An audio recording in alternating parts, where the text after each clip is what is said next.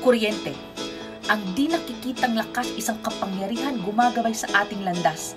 Mula sa pagpatay sindi ng ilaw, ito'y nagdadala ng liwanag sa ating buhay. Sa mga kawad, ito'y dumadaloy. Isang agos ng buhay, isang masiglang ilog.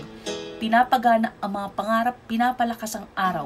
Sa di mabilang tahimik at kamanghamanghang paraan, isang sulyap ng buhay sa mga sandali, ng saya sa mga oras ng pagsubok. Ito'y nag-uugnay sa ating malapit man o malayo, mula sa kislap ng bumbilya hanggang sa ugong ng sasakyan.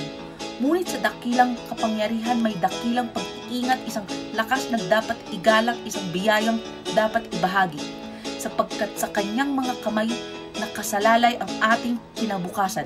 Isang sayaw ng mga elektron, isang tahimik na sigaw. Kaya't ating parangalan ang makapangyarihang lakas na ito at gamitin ito ng matino sa ating landas, sapagkat ang kuryente, bagamat di nakikita, ay ang dugong nagbibigay buhay sa ating modernong pangarap.